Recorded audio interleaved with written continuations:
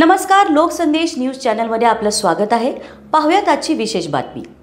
मुलीने 2 वर्षापूर्वी प्रेमविवाह केल्याचा रागमनात धरत बापाने पोटच्या मुलीवर आणि जावयावर गोळ्या झाडल्याची घटना जळगाव जिल्ह्यातील चोपडा शहरामध्ये घडली आहे। प्रेमविवाह केलेल्या स्वतःच्या मुलीवर बापाने लग्न सोहळ्यातील हळदीच्या कार्यक्रमामध्ये गोळी झाडून तिचा खून केलाय।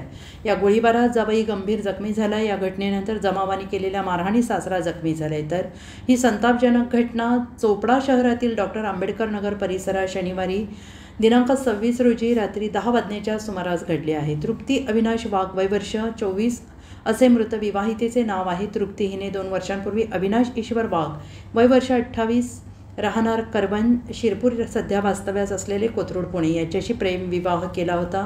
आरोपी वडील किरण अर्जुन मांगले, वय वर्ष 48 राहणार शिरपूर याला हा विवाह पसंत नव्हता। बहिणीकडील विवाह समारंभासाठी अविनाश आणि तृप्ती हे शनिवारी सायंकाळी चोपडा येथे आले होते।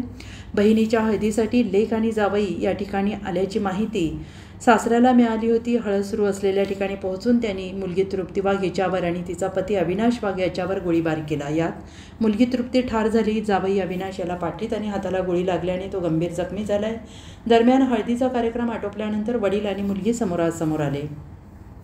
तृप्तीला पाहताच तिच्या वडिलांनी रिव्हॉल्व्हरमधून गोळी झाडली। तिला वाचवण्यासाठी अविनाश गेला, पण त्यालाही गोळी लागून तो गंभीर जखमी झाला। अविनाशची प्रकृती गंभीर असल्याने त्याला जळगावला उपचारांसाठी हलवण्यात आलेला आहे। या घटनेनंतर नातेवाईकांनी तिच्या बापाला मारहाण केली। दरम्यान शनिवारी रात्री 11 वाजण्याच्या सुमारास जिल्हा पोलीस अधीक्षक महेश्वरी रेही यांनी चोपड्यात जाऊन या घटनेची माहिती घेतली। या घटनेने सर्वत्र हळहळ व्यक्त होते आणि पुढील तपास पोलीस करत आहेत। सर, चोपडा शहरामध्ये लग्नाच्या ठिकाणी गोळीबार झालेली आहे। या घटनेसंदर्भात सविस्तर आज साधारणतः 10:15 वाजता चोपडा शहरामध्ये एका लग्नाच्या कार्यक्रमामध्ये एका मुलावरती गोळीबार केलेला आहे। याचा मागचा इतिहास असा आहे, अविनाश वाघ म्हणून हे मुलगा पुण्यात राहणार आहे आणि तृप्ती वाघ म्हणून ह्या मुलींसोबत लग्न केलं होतं 1 वर्षापूर्वी आणि दोन्ही लग्न करून पुण्यात राहायला गेलो होत्या आणि या लग्नाला मुलींचं वडिलांना विरोध होता आणि तेव्हापासून त्यांचा विरोध चालूच होता आणि आज ही मुलांचं नातेवाईकांचं इथं लग्न असल्यामुळे हा मुलगा अविनाश आणि तृप्ती दोघा इथं चोपडा शहरामध्ये आल्या होत्या।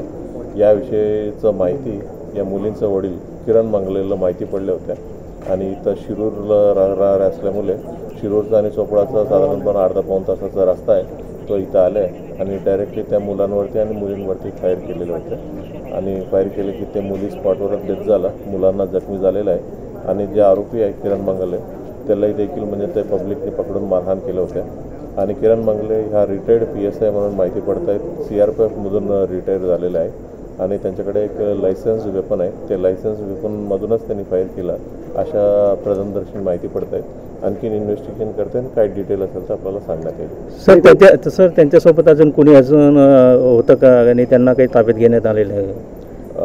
आता फायर केलेल्या ठिकाणी त्यांच्यासोबत कोणी नव्हतं असं माहिती आहे। म्हणजे अजून कोणी आहे का, कोणी मदत केले का या विषयावर आम्ही तपास करून जरी अजून कोणी निष्पन्न झालं त्यांना देखील म्हणजे आम्ही कारवाई करणार आहे, अटकेची कारवाई।